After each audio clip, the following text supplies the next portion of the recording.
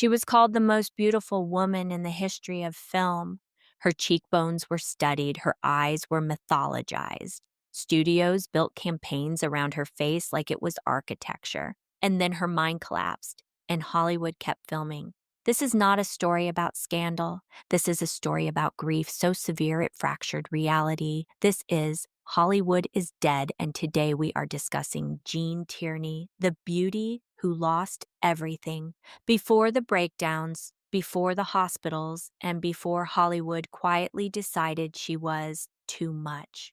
There was a young woman who Hollywood decided they had to have because Jean didn't look like anyone else. She wasn't just beautiful.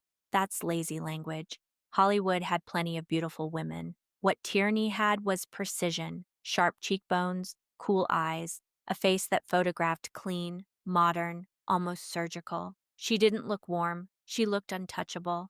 And that mattered on screen. She was born into money, East Coast money, private schools, European travel. She had plenty of society polish. She wasn't desperate, and Hollywood could feel that.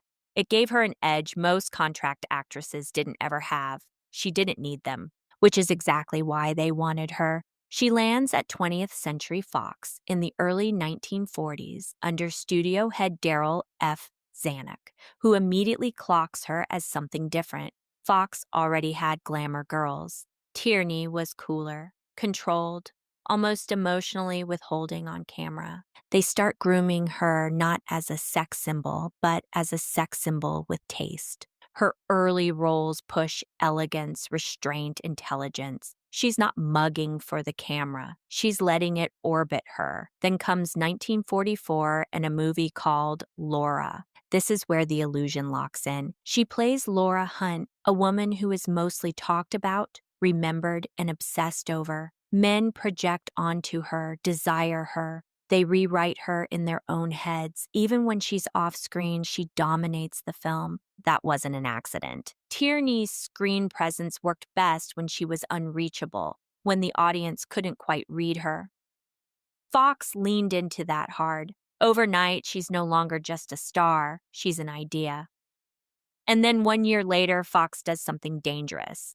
They let her play the truth. The movie, Leave Her to Heaven, is Technicolor poison. Tierney plays Ellen Barrett, beautiful, obsessive, and emotionally hollow. A woman who smiles while destroying people. She doesn't scream. She doesn't rant. She controls everything. She watches everything, and she withholds everything. It is one of the coldest performances ever put on screen by a 1940s leading lady. Audiences were disturbed, but they were also mesmerized. She earns an Academy Award nomination. But here's the part Hollywood never admits. That role reframed her, and from that point on, Gene Tierney wasn't just elegance. She was seen as danger, packaged beautifully. The studios loved it until they didn't. Because the same qualities that made her compelling on screen, emotional distance, intensity, inward focus, are the exact traits Hollywood does not always like. At this point in her life, the public sees her wealth, of course the fame, tons of critical acclaim, a perfect marriage along with a face that feels immortal. What they don't see is cracks forming under impossible expectations and a woman trained to internalize everything. They don't see a system that rewards silence and composure, even when something is wrong. It is important to understand that Act 1 is not innocence. It's setup. Hollywood builds a pedestal so high that when she falls, there's nowhere to land but straight down. At the height of her fame, Gene Tierney didn't unravel in public. She withdrew. And that distinction matters. Tierney's performances were repeatedly described in contemporary reviews as controlled, cool, contained, and precise. Not expressive, not effusive. In Laura, she dominates the film while barely emoting. The character exists largely as an object of projection. Men talk about her more than she speaks. That wasn't accidental casting. Fox leaned into her ability to withhold. In Leave Her to Heaven, that restraint becomes the entire performance. Ellen Barrett doesn't rage, she doesn't cry, she watches people drown. Critics at the time called it unnerving and icy. That word, icy, follows Tierney through her career. Hollywood rewarded her for emotional containment on screen. That trains an actress to believe control equals safety. Unlike many of her contemporaries, Tierney was not known for a tight inner circle of actresses. She wasn't part of a clique. She didn't cultivate studio friendships, and she avoided Hollywood social politics.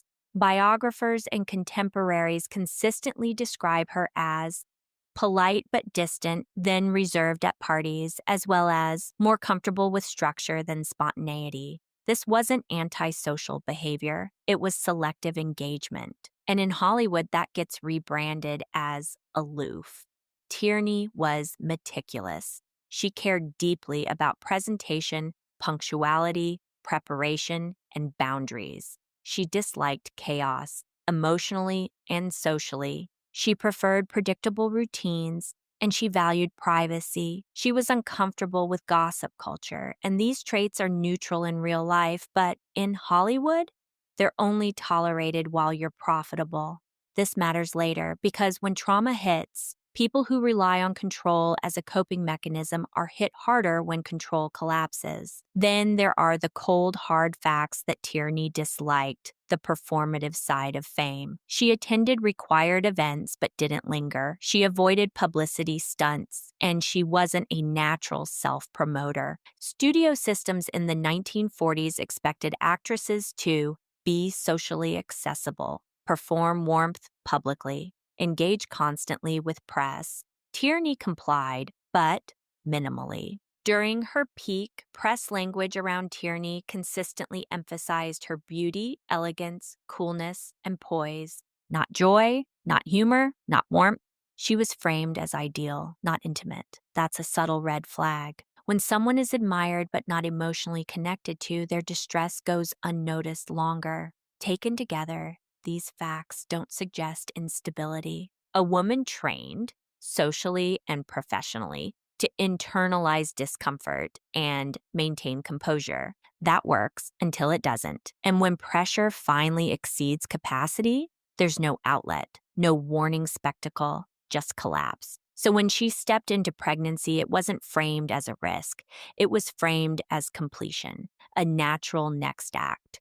Proof that the fantasy extended beyond the screen. What no one asked was whether a woman trained to absorb everything silently had anywhere to put what was coming next. During her pregnancy, she made a public appearance to support the war effort, a routine obligation for a high-profile actress at the time. After the event, a woman approached her for a greeting and conversation. The woman later disclosed that she had been ill with German measles, rubella. At the time, the medical risks of rubella during pregnancy were not widely understood outside clinical circles. There was no standardized screening, no effective prevention, no warning protocol for public figures. Tierney contracted the virus. The pregnancy continued. In 1944, her daughter Daria was born prematurely with severe congenital disabilities, blindness, deafness, and profound developmental impairment, classic outcomes of congenital rubella syndrome. This was not rare pathology. It was known medicine, poorly communicated. There was no villain in the room, no dramatic negligence, just exposure, probability, and timing. For Tierney, the consequences were absolute. She did not externalize blame. She internalized it. Everything that had defined her survival up to that point, restraint, control, emotional silence, now worked against her. There was no professional script for this kind of loss, no studio language for grief that had no resolution. She returned to work. She smiled in photographs, and privately, the guilt became totalizing. What appeared first were subtle, clinically recognizable changes, the kind that are easy to dismiss when someone is still functioning. She developed persistent insomnia, not occasional sleeplessness, sustained inability to rest. She reported intense anxiety, particularly anticipatory anxiety tied to work obligations and appearances. This was new. She had previously been known for composure under pressure.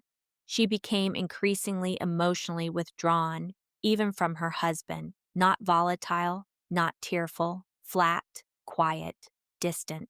Friends and colleagues later described her as preoccupied, mentally elsewhere, struggling to concentrate, slower to respond in conversation. There were also early signs of intrusive guilt. She fixated on responsibility for her child's condition. This wasn't abstract sadness. It was repetitive, self-directed blame that she could not interrupt. Crucially, she kept working. That masked the severity. She fulfilled contracts. She appeared composed in photographs. She did not act out on set. There were no scandals to force intervention. This is the stage where intervention could have mattered. Instead, the expectation was the same as always: be professional, be quiet, be beautiful, and absorb it. By the late 1940s, Gene Tierney was no longer operating with an ordinary anxiety. What changed wasn't intensity, it was direction. Her fear stopped attaching to events and started attaching to people. Situations that had once felt neutral began to feel charged. Conversations carried hidden meaning. Silence felt intentional. Routine studio interactions registered as personal judgment. This is the inflection point. Anxiety anticipates danger. Paranoia assigns agency. Tierney began interpreting ordinary behavior as evidence of scrutiny or condemnation. There is no record of escalating conflict or mistreatment around her. The shift came from within. Once a belief took hold about blame, exposure, or threat, it became fixed. Reassurance failed. Counter evidence didn't penetrate.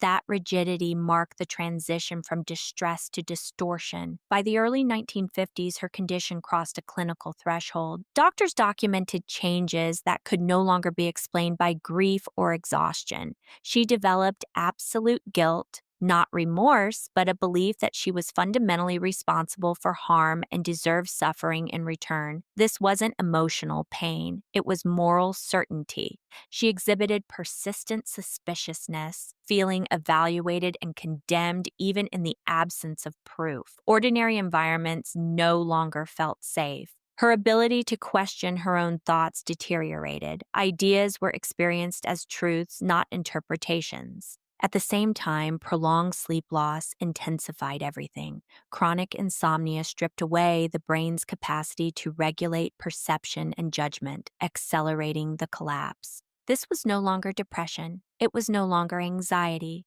Clinicians were facing a severe mood disorder accompanied by psychotic thinking, a condition with limited and aggressive treatment options in that era. Tierney could no longer recognize that her thoughts were distorted. She experienced them as reality itself. That's the moment doctors cannot wait. Hospitalization followed. And what came next reflected the state of psychiatry at the time: not compassion, not nuance, but intervention by force. When Gene Tierney was hospitalized in the early 1950s, doctors turned to insulin shock therapy, also known as insulin coma therapy, a standard psychiatric intervention of the time, particularly for severe mood disorders with psychotic features. The treatment involved administering large doses of insulin to deliberately drive the patient into hypoglycemia. Blood sugar levels were pushed so low that the brain could no longer function normally. Patients would lose consciousness and enter a coma, sometimes for an hour or more. This was done repeatedly, often daily, over weeks. Physiologically, the brain was being starved of glucose, its primary fuel source. The goal was not healing in any modern sense. The theory was that inducing metabolic shock could reset disordered thought patterns. There was no precision, no individualized dosing, no reliable mechanism of action. For patients, the experience was brutal. Common effects included confusion, memory loss, cognitive slowing, emotional flattening, and fear surrounding the treatments themselves. Some patients suffered permanent neurological impairment. Others experienced temporary reductions in agitation or delusions, often at the cost of clarity, identity, and recall. What insulin shock therapy did not do was resolve trauma. It suppressed symptoms by overwhelming the brain, not by treating the underlying cause. Patients often emerged quieter, slower, more compliant, which institutions interpreted as improvement.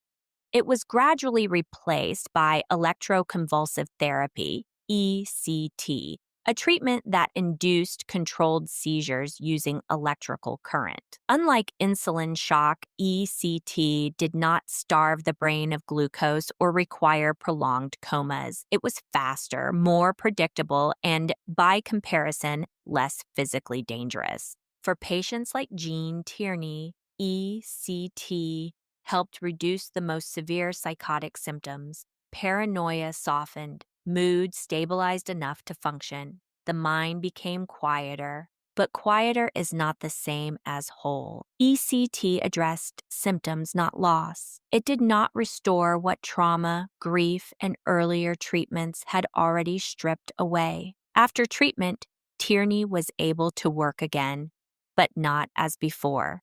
The sharp edge of her screen presence was dulled. The cool, dangerous precision that once defined her performances never fully returned. She appeared more fragile, more cautious, less commanding. Off-screen, parts of her personality were permanently altered. She remained vulnerable to depression. Her confidence was uneven. Long stretches of isolation followed her recovery, not because she sought attention, but because she guarded herself from collapse. Hollywood noticed the difference immediately. Studios don't wait for healing. They wait for certainty. She was no longer seen as reliable enough to build around. And once that trust is gone, the industry does not circle back. She survived. She worked. But the woman who once dominated the frame without effort was gone, and Hollywood moved on, quietly, efficiently, without reckoning. In her later years, Gene Tierney did something most of her era never did publicly. She named what happened. She acknowledged her mental illness. She spoke openly about hospitalization. She described her breakdown not as weakness, but as an illness compounded by grief, guilt, and treatments that overwhelmed rather than healed. She did not romanticize it.